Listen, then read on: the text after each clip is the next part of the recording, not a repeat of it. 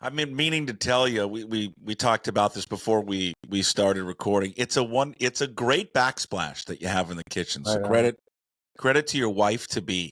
Yeah, two ovens. Gotta have that. You gotta bake stuff. I don't know. She got the gas stove. That was a game changer because shit just cooks so much faster. Like when you're making eggs and stuff, you gotta pay attention. I'm used to the electric, and it didn't get hot as fast. So. Well, one and with the gas, you feel like you're in a restaurant. Yeah. It's real professional. I have an apron that they bought me. It's a picture of Walter White. It says "Let's cook" on it. He's like a perfect character for you. Oh, yeah. Here we go. It's our MLB Insider, Ryan Divish. It's all brought to you by Chalet Bowl. It's Washington's oldest operating bowling alley, proudly serving the community since 1941.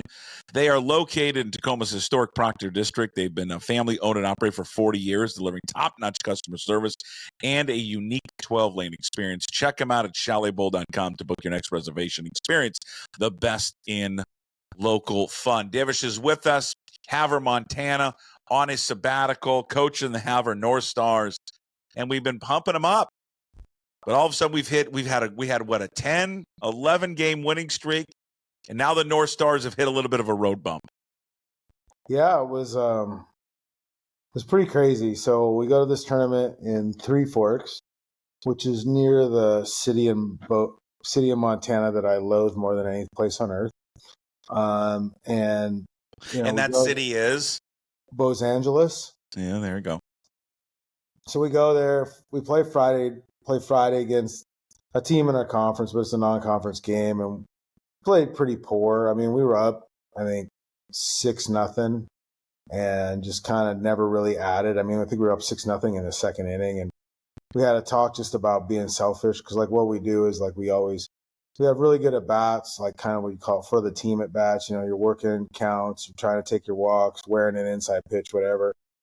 And then we get a lead, and then everybody thinks, I got to start padding stats, and it gets noticeable, and swing at stupid first pitches. And so we had, I think, 10 rollover ground outs, and I made them run 600-foot sprints after the game, right after we got done. I wouldn't even think the other team was trying to get in the dugout. We didn't even get our stuff out, and I'm just screaming at them, calling them selfish and everything else. And these other coaches are like, "Oh yeah, man, I love that," And then we come out. So we come out the next day and we run rule the next two teams we played. One was a state qualifier. One finished second in the state in Wyoming, and the other one was a state tournament qualifier last year. We run rule them. I mean, play our best baseball. Then, of course, when we play a team of 15-year-olds the next day, we come out and look like complete idiots. We kick the ball around. I mean, Puckett, we lost the game where we worked 10 walks and were hit 3 times and lost the game. I mean, like, how many errors? How many errors did we commit? Yeah. 3 that were pretty bad. So it was just like, and so then I screamed out. We just kind of got on them again, and then we came back and played our best game of the season. Unfortunately, the games last 7 innings, and we played our best for 6, and then gave up 6th spot in the 7th. We were out of pitching, like all these pitch limits and stuff, I'm a fan of. But we're trying to manipulate. We're not manipulate, but we're trying to be cognizant so we can get our guys back for conference games.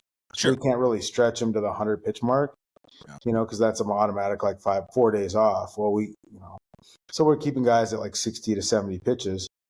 And so I trust our big guy, Tommy, who is 6'6", 297 pounds. Oh my God. How old is Tommy? He's a junior. Oof. He committed to Montana State University in football. So I don't even know why I was playing him. Oof. So he's pitching great. And he convinces me to let him go back out, and was like, hit 2, walk 3, come on boys, play some D, and then they tie the game, whatever. So in the top of the 7th, top of the 7th, we have a chance to win it. A certain person who resides in this house got mad at. No, it was good. And then we didn't get the run. We were right there, but we held them. And so then we go into the top of the 8th, international run rule, like tiebreaker, like MLB. Yeah. So we got a guy at second. We bunt the guy over. Oh, actually, no, that was the inning. The inning on the top of the seventh. So we get a guy on, steal him over, steal him to third. So it's 1 out. Bunt him on, whatever. It's 1 out. Runner on third, and a young kid named Cooper, who's 15 years old. I think he just turned 15. He's in the game. He came in as a defensive replacement, so he's got a bat, and he hasn't faced. And kid gets down 2 strikes and then gaps a ball to left center, and everybody's going crazy. And this kid is 6 foot, and he's a baby giraffe. He's grown a lot in the last year, so he's a little uncoordinated. So he kind of stumbles on first base as he's going around it, which was kind of a normal occurrence for him. And so, the stumble, it looked awkward, whatever. So we're all celebrating, and I see the coach from their team hollering at the ump, players appeal first. He didn't touch first. Kid looks at me and goes, I touched first because I tripped over it. Oh, yeah, well. So they appeal first, and the base umpire rules him safe. And then, so then they're like, well, can you ask for help? So he goes and asks the home plate umpire. And this home plate umpire is like a Pac-12 ref. All his shirts are really tight. He's got he has the real stiff mechanical movements. He acts like he's the show. So he proceeds, they converse, and then they call him out. And you have to wear the mandatory skull helmet. I spiked that thing about 30 feet in the air. I went running up to him. I said, are you, and I was pretty hot. And I just said, there's no way you saw that. You think you're so good. There's no way you saw that. I go, when I go back and look at the video and you're not watching, I go, I'm going to send it to you and show you that you're wrong. I was like, and then I kept going, and he never tossed me, which makes me believe he wasn't exactly certain of the call. And so, yeah, I lost my shit. But I never got tossed. Then we ended up losing the game. He didn't toss you after you threw your helmet and then went up to him. Did you swear at him? I spiked my helmet off the ground, and it went about 35 feet in the air and went flying over by the backstop. But did you? And then when you yelled, did you swear at him when you talked to him? I said, "There's no fucking way you saw that." Yeah. So then if he didn't run you, then and then I don't know why he reversed it. Maybe he just didn't like you, and he liked the other coach. Yeah, and the other thing about him is he's got a lazy eye. So one eye's stepping and one eye's fetching. And so it's like he's looking at me, but I can't tell if he's looking at me or not. And so it's just like, but like on the replay, as our kid is tripping over first, you can clearly see the guy is looking down. The home plate umpire is looking down to see that our runner from third is touching home plate. And so there's no way he saw it. But because he saw him stumble, he thinks he missed it. Well, why would he? It just admit, I didn't see it. Why would he overrule the field umpire? He's that guy. He likes the attention. Yeah, he likes it. It's a bummer. And I can't believe. Well, here's his other mistake. We all want to see you get thrown out. I know. Okay, we want to see you get thrown out. So he robbed us also of that opportunity to throw you out of the game. I mean, like I kept going too as the game was going. I said, I whipped my helmet in the dugout. I said, I go the last, because we had the same crew for the game before. This is essentially a doubleheader. I was like, game before, I sit there and ask you to call a balk 5 different times. You guys don't do it, but you magically see this. I was like, this is unbelievable. Do you remember Matt Garza? Yeah. I heard he got tossed from a Little League game. From a 9U Cal Ripken game. Have you seen the video of it? No. Oh, dude, it is an all-timer, man. Yeah. I mean, he almost attacks the umpire at 9 years old. I'll send you the video. I mean, I don't even know what they're arguing. I just think it's like balls and strikes or something. And he comes out there, gets in the guy's face. And then the best part for 9U, he's in full uniform. Oh, even better. I mean, good God. I don't even think I should be in full uniform. I look terrible in it. But you're required to be in full uniform. Oh, yeah. Right? Yes, I am. All right, Oh, let's talk about the that's a Mariners. great story. Yeah, God I dang it, mean, man. Is there there a is. pool on when you get thrown out? I thought there was. I don't know. There's a video of it supposedly too on our Game Changers. Can we get it? Can I I don't know. somehow I don't. I'm I'm a not family going. member. I should be able to I'm going to go watch it. I don't want to go look and see. Okay, I'm going to go back. Can I use it? Can I Yeah. If I find it, can I share it or no? And sadly, like we're going to a place this today that's got worse umpires. So Oh, that's good. It's going to happen and it's going to be glorious. All right. Mariners they've righted the ship a bit. That was a bad road trip. They come back, they sweep the Guardians. They got a chance to take the series against the Red Sox as you and I are recording this on Wednesday. People will be listening or watching this later and like, you dummies, the series is over. Let's pretend they've won the series. They've taken 2 out of 3 from the Red Sox. They beat Garrett Crochet again without Rafael Devers. So they were taking on water, but okay, they've righted the ship here a little bit, but still, they've got a deficit, to Houston now. I think it's 4.5 games.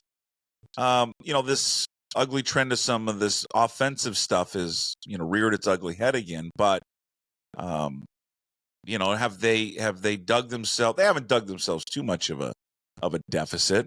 no, Have they? no. That's was it 4.5? 4? Yeah. That's pretty workable. I mean, you're talking about they played 3 games against the Astros. They got 9 more against them. Is it 12 that they play, or they played 6 against the Astros? No, they played 6. So they got 6 more. No, I mean, like it's pretty workable. I mean, like you want it to be within 1 or 2 in the last month of the season. That's when you can kind of make some hay. But like to me it's not to be all like cliche, but just kind of keep winning series. Avoid the huge 6 and 7 game losing streaks. If you get 2 or 3, and I think with Logan Gilbert coming back, with George Kirby looking better, the idea that you're going to have that kind of stretch where you lose 6 out of 7 or something like that, I don't think that's going to happen because starting pitching's coming around. I don't know about the bullpen part, but the starting pitching's coming around. And we just kind of saw what happens is like when they hit homers, they win. If you hit homers, when they hit homers, they win. Like JP hit a grand, and I'm not even saying grand slam, but like, when they take walks and they hit homers, they win because, that's kind of modern baseball. It's been great talking about Seitzer and Edgar and all the change in philosophy. Sure. And in that philosophy, you can still hit home runs because you're trying to work the middle of the field. And if they leave something in or half, then you can pull it and hit a homer. I think that's the one thing is not trying to hit home runs, but hitting the ball consistently hard enough that home runs are a viable result. I mean, that's like with Cal and with if Julio starts going, he doesn't get the ball in the air as much, but like Nelson Cruz always just said home runs happen. Like if you hit the ball hard enough, if you consistently hit the ball hard enough, they will go out. And I think we're seeing that with Cal. I mean, you look at how much more consistently he's putting the ball in play. Well, that's the reason why he's had more home runs. It's because he's putting the ball in play more often and he hits the ball so hard. So I think when they take their walks and get on base and work pitchers, and then you pop a home run, the offense looks really, really good that way. But they can be too dependent on that home run. Yeah, I mean, you don't want to see what happens when they don't hit it. Then all of a sudden they have this inability with this lineup to string together hits at competitive at bats that, a single, a double, things like that. I mean, they really struggle in that area. You could say that about 95% of the teams in baseball, that they're too reliant on the home run. It's just kind of the way it is because the strikeouts are prevalent. And that's another thing. If you looked at May, their strikeout numbers went up, but like now you're starting to see the strikeout numbers go down a little bit more. If you can maintain, a strikeout percentage in the low 20s to 15 to 20% instead of 30%, then that makes a big difference too. I mean, that shows you, like, I still think in general the at-bats, when they're going and they really are feeling it, their at-bats are really good and they're really seeing a lot of pitches and they're grinding out pitchers, stuff like that. And I mean, I think that's the big thing. Are they a good offense? Probably not. I don't think they're the offense we saw in April, and I don't think they're the offense we saw in May. I think they're somewhere in the middle. Mm-hmm. And I mean, it's not trying to be wishy-washy. I just think that's the reality is like we saw 2 extremes from them in the first 2 months. And now we're seeing less of an extreme and more to the middle. And I think that's what they are. And I mean, they're doing that also without Julio showing the power numbers. Like I know some people are super critical, and a lot of times it's the timing of the at bats, and they remember when he doesn't come through. Sure. But he's still a viable hitter, and he's doing enough. He's seeing enough doubles and contact rate to kind of go. I know Kruger went off about it, but like you look at the overall numbers and kind of some of the stuff he's doing, I still think you take this version of Julio versus the version of Julio we saw last year. I think it's slowly improving. He's 24 years old. He's still not a finished hitter. I mean, like, that's what people talk about Cal and stuff. Cal played, 3 years of major college baseball, NCAA baseball at an elite level. He's 29 years old, I believe. I mean, there's a difference between Cal and Raleigh, and some of it's Cal, Raleigh, and Julio, and some of it's maturity and just age and understanding of who you are. I mean, that's what people seem to forget is like how young Julio was when he debuted. It's like with Cole Young. I mean, he's debuting at such a young age. Think about that. Like, where is it at? Cal's 28. So, and he turns 29 in November. I mean, like, Cole Young's 21. Like you're going to see some different stuff. I mean, I don't know what you were like at 21, but I wasn't. A mess. Yeah. Well, and I think that's a great, transition into Julio, because the Julio conversation, the discord, right? See, I think it's fair to say that he could be better. Oh, and I don't think that's a criticism. Exactly, because he would say first to say he should be better. 100%. And I think because he's one of the first to say it, I think sometimes he gets out of what he wants to do to try and get to be better. Like to do better, and that's a factor. But I mean, like I'm looking at it now, it's like what 258, 321, 412 slash. The slug is the one that's down. Mm-hmm. Like you don't like the slug like that. But I think you do like that his strikeout rate is 19.9%. Yep. Some people can say compared to 25%. Some people say, well, you know what he does is he hits the first pitch, ground ball, whatever. Yes and no, but like what you want him to do is still like not be afraid to go and hammer pitches early. Mm-hmm. I think sometimes though the emotions of the moment, like the other night, he gets up there and swings at a first pitch and it's inside. And then he swings at another pitch. Neither of them are strikes. If you watch that Red Sox documentary from last year and that opening series, they're like, hey, he's looking for something in the middle. He's going to swing a lot, stay off the middle part of the plate. I mean, I think that's still his approach. And I think in a lot of ways, it's a simplistic approach and it's not necessarily the best one for a hitter with his talent, because they're just not going to see that many middle. But, what I think sometimes what happens is his approach varies from situation to situation. Like, he gets a little more aggressive with runners on base or whatever. And in that situation, pitchers are going to be more detailed to spots. At that point, like all the pressure's on them. If there's runners in scoring position, all the pressure's on the pitcher. You need to make sure that you don't do anything to help them out. You dictate the at-bat. Own your at-bat. Don't let them dictate the pace of it. And I think sometimes he does that, and I think it's the emotions of it, and he wants to contribute. He's an excitable kid. He's looking at Cal and everybody else doing all this stuff, and he's like, well, I have all this talent. I want to do this. I know I'm capable of doing this. I need to do this. And I think, that comes with being 24 versus 28.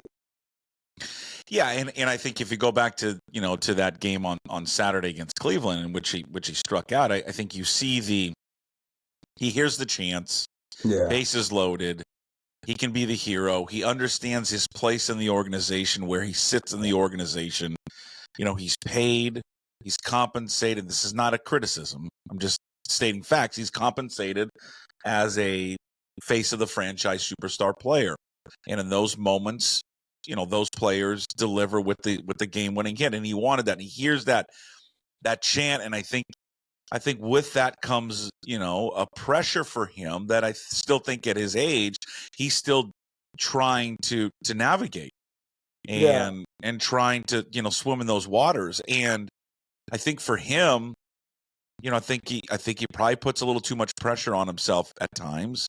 I think to Bill's point this week was not that he's in again, you said something earlier, about the offense. Where does the truth lie? Well, somewhere in the middle. And I think that's the point here with Julio.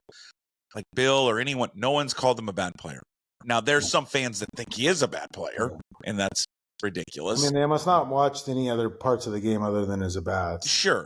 But there are ways, and I think Bill's point was, hey, sometimes I don't know if he understands what he wants to do up there. Oh, I think that's kind of his main critique of him. And I think that's indicative of almost any young player. I mean, you see, Sure. You see bits and pieces of that all the time. Hell, you see that when a player is struggling, that's what they look like. They don't know what they're doing up there. He's not struggling, but I think, he's still searching. I think still searching for the identity of who he is as a hitter and who he is as a player. And I think also it varies from pitch to pitch, and he still hasn't always completely addressed some of the ways to get him out because of his willingness to attack pitches. He's you look at his swing percentage, he simply swings at too many pitches. And by extension, even if when he's making better contact at higher contact rate, it might not always be quality contact. So then you get the rollover grounder to shortstop or whatever on this inside sinker, which is not his pitch. It's just not right now. I mean, so it's sometimes swinging and missing isn't a bad thing if it's a pitch you would just put into play for weak contact. There's a contact that you want to have. But I think, it's like in the bases loaded situation, the adrenaline's flowing, a single is good enough, Sure. And I think he gets caught up in it and he thinks, I got to hit it 500 feet. Right. It's not about how far you hit it. It's about how hard you hit it. And I think sometimes he gets caught up and I'm going to just hammer this into the next year. And I mean, that's a kid. That's every player. I mean, Jesus, you watch, I was watching the Dodgers last night. Max Muncy should be sponsored by Preparation Age because he swings so hard, he gives himself hemorrhoids every time. Yeah. But I mean, that's what they, they're all human in the emotions of the moment. I just think that at 24, and you got to remember, he didn't play typical minor leagues, throwing the COVID year and all that other stuff, the injuries, his track record of development isn't the same. So that and because he played well enough that first year, that's the expectation. Yeah. When the league adjusted and he had to adjust back and some of his adjustments didn't work, he's still finding his way. With Cal, if you recall that the 2023 year, he was sent down to start the season and he was going to stay down there, but Tom Murphy got hurt. That's right. And then Tom Murphy got hurt and then they had to bring Cal back up. It's a blessing in disguise. And Cal kind of, if you talk to him, had a breakthrough moment where he just said, I can't focus on the result and I can't do this. And I have to just keep it to what I know to be my best way of getting, putting the ball in play, and my best plan for hitting. And we wrote a story. I can't remember all the details, but he talked with his dad and he talked with a guy he'd worked with back in North Carolina a long time, just about what made him good. And I think in a way, Julio's still searching for that in a lot of ways. What makes him good? What does he have to do? It's I was listening to Goldie talk about it the other day, but it's just with JP, his approach is simple: be on time for the fastball. Mm-hmm. Well, what about this? Be on time for the fastball. Yeah. And I think, Julio's got all these voices, all these different things, and getting attacked differently than JP, I might add. Sure. And it's just at one point, either you're pick a spot on, that isn't middle, or, stay true to an approach and use the research and the data to find out where you're going to get it. And the research and data will tell you that they're going to attack him more often than they're going to attack Cal anymore. So you got to take advantage of it. But not every strike is a strike you want to swing at. And I don't think that I think he gets caught up in that. Because ever notice too, sometimes he'll watch a good pitch go by for a strike. The few times he does, he's almost always ripping at the next pitch. It's okay, I lost one. I gotta. And when really the only strike you need to worry about that you shouldn't, that you have no choice in swinging at is the third strike. And that's, it's really simple, but at some point you have to simplify it before you can get complicated with the other stuff. I think that's what was lost last year with him, with Brant Brown and all this other stuff. like that. Oh, Brand, tell him all this and trying to be a hard ass on him, and he didn't like it. But like at the same time, they made a viable point in that, look, you have to have a plan and an approach, and what you're doing hasn't been working, so you better figure something out. So to me, it's better off to go simplify your approach, you figure that out, and then gradually, incrementally work in the finer points of it all. And I mean, that takes time. It's an understanding of what you're looking for and what you do well. And I think if you go back again, is that we referenced the Saturday one is we're not inside his head, and it's always a dangerous thing to get inside someone's head and try to understand what they're thinking. But there is no doubt how he approached that at bat, that he probably was angry. I don't know if embarrassed, but when a player like him has a guy in front of him get walked to face him, that's got to be. I mean, I don't know if humble is the right word, but that's got to be I would assume, and again, I think it's the right baseball play. It was because of what, who the pitcher was and the situation with JP. I mean, I get it, all makes sense, but him, his ego. You're like, what? You're gonna walk the guy in front to get to me? Yeah. Well, I'm gonna prove you wrong. Yeah, like the worst mindset you can have as a baseball player, especially when you're hitting, is I'm going to show you. Mm-hmm. I'm going to show you. And I think part of it that happens to him. Yeah. Oh, yeah. And I think that happened. I think that happened in that at bat. I'm going to prove you wrong, Clase in Cleveland, for making that mistake. Yeah, and Clase right now is just wild enough that that's the worst thing for Julio. A guy that has stuff, is wild, but will throw it just sort of near the zone, because that's and then so you throw that in, you're like, oh, I'm going to show you and this and that, and it's just. Whereas it's funny, Cal will have one bat at bat, like the other night, Giolito made him look terrible. Yeah, it made him look terrible, and the ump didn't help. But then, you don't see two, they call it a gave away in a bat. You don't see Cal give away back-to-back at bats very often, unless he's really full or he's not feeling it. You just don't. And I mean, and that's the thing is you try and tell kids, and I know that big thing with Julio when they felt like when he was younger is he would go up with a plan, and then something would happen. He wouldn't get a call. Remember all the strikes weren't being called on that weren't strikes, whatever. And then he'd deviate from that plan. And they're like, no, your approach stays until you have 2 strikes, and then you change your approach. Still look for what you're looking for, believe in what you're believing.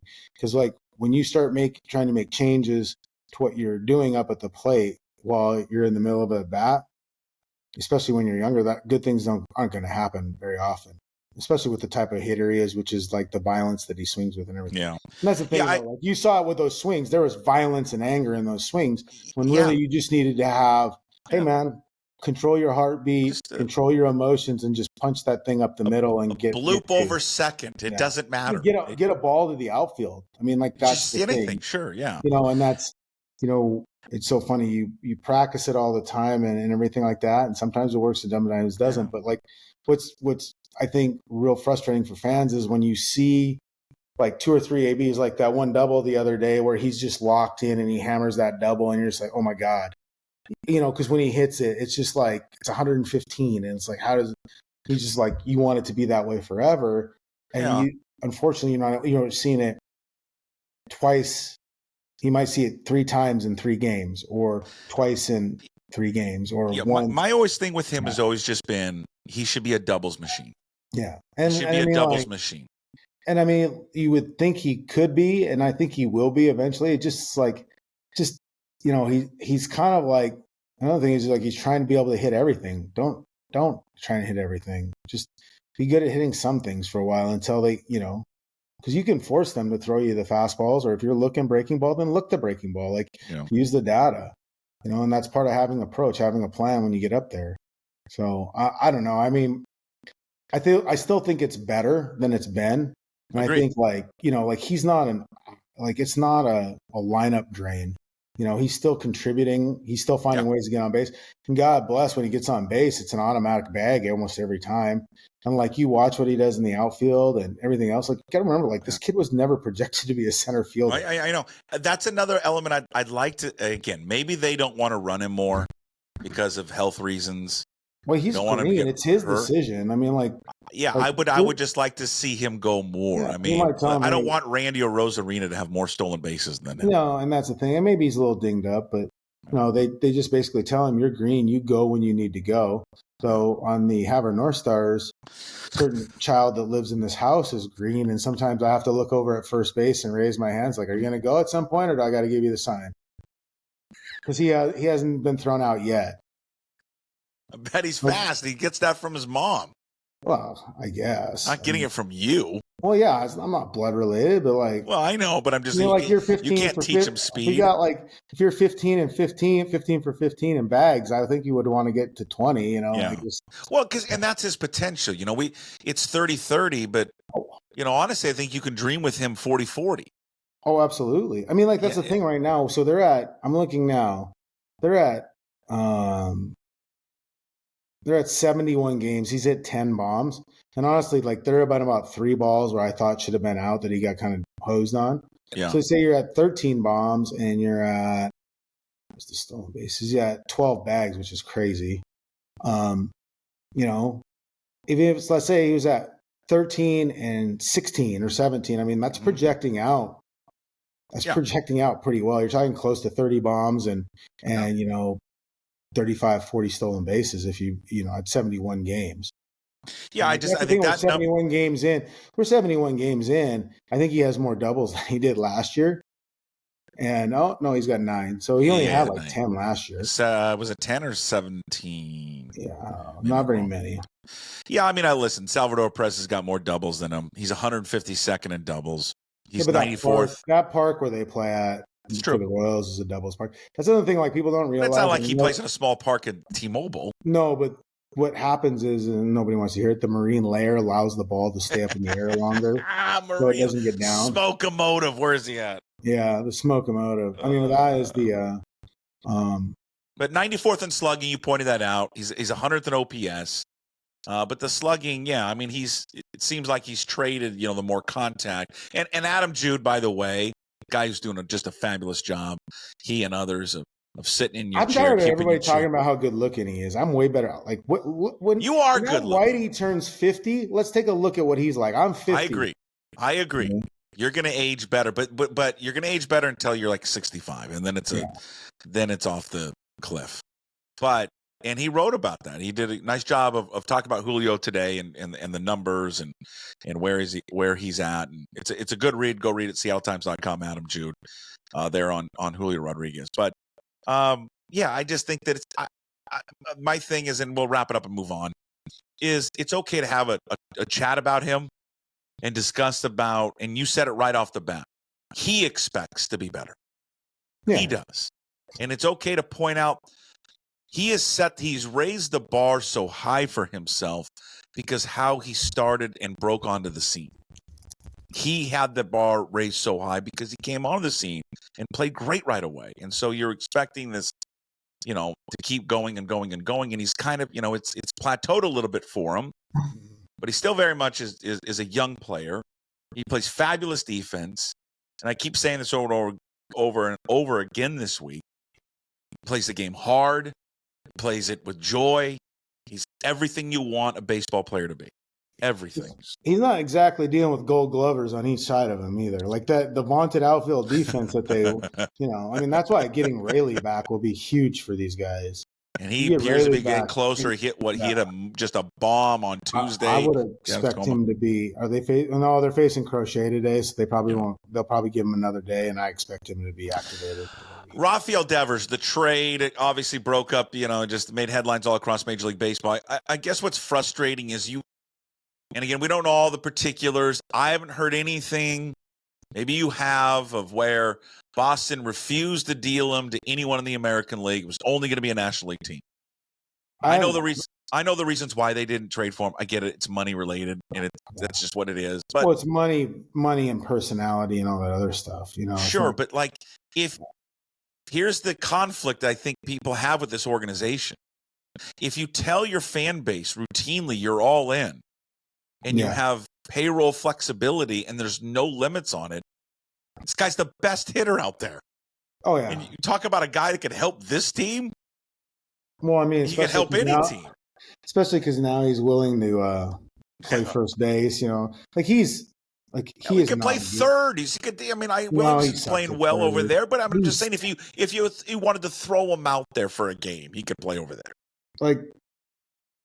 He's not he's productive, but he can be petulant, and he's, you know, obviously he was a good defensive player when he first came up, and he just allowed it to lapse. Because look, Puckett, let's be honest. Only Jose Ramirez can be built like me and you and be an effective baseball player at that weight. Rafael Devers cannot. Okay, and he's built more like you than me in the midsection area. And so it's like, you know, it's going to age badly. Yeah. And then like the attitude, and he's just, you know, and like he's not a leader. And I think you get that kind of contract. They were looking at him, but he never speaks. He isn't really part of the team. He just kind of disappears. Like I talked to Boston people about it all last year, just like how disliked he was by teammates. Because like it just felt like, you know, he'd play like shit in a game and then just disappear and never have to answer for it. And never, you know, he barely talked. Even and then when he would hit 2 home runs in a game, he would talk, or he'd go on ESPN or whatever, baseball, but he wouldn't, you know, like the day-to-day grind. So a bad teammate, bad clubhouse guy turned teams off. Irrespective, like, there have been a lot of bad clubhouse guys that are really freaking good. Barry Bonds wasn't the best clubhouse guy at times. Yeah. But he produced. Like, if you produce, I just think, you know, the contract's going to age badly with him. So it's what, 250 that's left, or 225 that's left? Yeah, 8 years. For a DH, essentially DH first baseman. And then, like, you know, is that money you're going to use down the road on Logan Gilbert? I don't know. I would have been surprised too, though, like if they, because in Boston's mind, like when you make that deal, one, they know the Giants can afford it because like the Giants have money and they tried for all these guys and couldn't get them. They know the Mariners aren't shopping. The Mariners would have asked for salary relief, right? You know, and then tried not to give as much prospects, and maybe that happens. But I never, like when they talked about it, like some people say, oh, Devers they're only going to trade him in the National League, and that may be true. There has been occasions of that, but I just can't think of that many teams that could have taken on Devers' money right now. It's not like, you know, because the Yankees could have, but they're not trading him to the Yankees. Dodgers, they're already maxed out. Padres have no money. You know, like I didn't think, you know, if you look at the landscape, that's the Giants were probably the one team. And I'm sure in Craig Breslow's mind, he's looking around going, well, these guys missed on Judge, Ohtani, all these guys that got money. They're still trying to compete. Like, we can make this deal. I think they should have probably gotten a little bit more. But again, you're getting somebody to take on $250 million. If I was Breslow, I'd have been like, okay, we'll pay $25 million, but we want one other good player, one other. Yeah, because the return. I mean, again, I don't know the two minor league guys. I've read what everybody has written about them. Yeah. They don't seem to be anything special. Certainly the two pit. I mean, Hicks is in the bullpen. Yeah. So it's like, but the money is a factor in the sense that, look, they're going to try and re-sign Alex Bregman after this season because he's automatic. I assume he's going to opt out, or they're probably trying to rework a deal with him. I would hope that he'd opt out. Yeah, but they'll try and sign him, so they're going to use that money. And I mean, like if you look at it and say, okay, we dumped Devers because, you know, and they, I mean, Roman Anthony took a 97-mile-per-hour fastball that was 7 inches off the plate and deposited in the stands. A Logan Gilbert 97-mile-per-hour fastball. He's pretty good. Yeah. So. I just, you know, I know the contract won't play out. And to your point about do teammates not like him, I really just don't care if a guy can produce here in the next couple of years and it delivers you a world championship and makes your team better. Then, you know, there's not great clubhouse guys on every single team. I mean, yes, you want, you know, 25, 26 guys that all get along and great and all that. But again, it's just you have an opportunity to make your team better. And I think the struggle with it is that they just not even in the mix, not even going to entertain it. Yeah, and like they like again like I think with Devers and the whole, you don't want, like, it's always a soap opera in Boston, but you don't want to turn into more of a soap opera by like shopping him. Like I'm sure it was a pretty quick call. Like, hey, we've got this. We want to do this quick. We don't want to screw around. We don't want anything like that because they don't want the soap opera of it leaking in. Yeah. And I mean, like in a way, like Red Sox are like, screw it. Here's a guy that we don't like. We don't want our young kids around. We got all this money. If somebody's willing to take the money, we're going to play our young kids, get them better, and then we'll just go after Bregman and whoever on the free agent market. It's not a bad play because there's going to be some decent players on the free agent market now. Like, like a lot of these 1-year hitters. I mean, like you put, I know everybody's like masturbating themselves to Ryan O'Hearn, but you put Ryan O'Hearn in Fenway Park, all of a sudden he gets pretty good, like stuff like that. So it's like that's the thing that's, you make these moves not just necessarily for the short term, but the long term. You always hate it when Dipoto would say, oh, you got to have the 30,000-foot view, but you do. And I think like Devers, this is a trade you make in the off season. The value goes up and then you do all this stuff. But at the same point, maybe, what if he takes a ball off his foot or does something and all the value is wasted? Then like the opportunity's there and you're getting full salary relief plus players. Maybe they're not the players you want, but if you're going to spend that money on other players that you really, really want, then that's viable. It's no different than like the bad contract swaps and stuff like that. Like the Jesse Winker, the best part about Colton Wong wasn't that he played second base, wasn't that he was left-handed. It was that he wasn't Jesse Winker for them at that time. And I mean, at that point, like, and the Brewers felt the same way once they got rid of him. So it's like, there is that kind of thing, Carlos Silva, Milton Bradley, like, there is a time where you just say the situation is untenable and you don't want them around young players. Do you want Devers showing the ropes to Roman Anthony and Christian Campbell and Marcelo Mayer and all their, and Carlos Narvaez guy is going to be really good too. He's like, you want that guy around. I mean, hell, when the Mariners were calling up Mike Zunino that first time in a way too soon thing, remember they brought in Henry White or Henry Blanco, Hank White, Henry Blanco to be the backup. And they got rid of Kelly Shoppach because they didn't like Kelly Shoppach, how he approached work and, his attitude and everything else. And was just kind of skirted the rules. So they're like, no, we don't want Zunino next to him, So there is some psychology stuff involved in it as well. Sure. Where was I going to go with that? Oh, here's what I want, and then quickly I want to ask you about Cole Young, and then we'll cut you loose. I need Arizona to drop out because I want Naylor so bad. I know everyone's fixated on Suarez, but just give me Josh Naylor. Well, maybe you can get them both. The one thing is with Naylor, I know. Hey, stop on the weight thing. No, he's crazy eyes. Oh, he's fine. He's nice. He's a little wound, a little tight. I don't need that around there. I'm going to be coming back. I don't need that. Hey, that fits it, man. First baseman, DH, left-hander. Get them both, but we need them to fall out. I don't think they're going to. No, that's a good team. Well, they're good offensively. They just, the pitching. Yeah, I mean, it's just, but they're good offensively. Cole Young, boy, it's a real quick here. Last one on that one. It's good to see him kind of starting to put it together. Last 8 games, it's a small sample size, but it's all we have. He slashed 379, 419, 902. He just looks more and more comfortable every time he's up there. He had 2 hits in the second game against Boston, nearly hit a home run.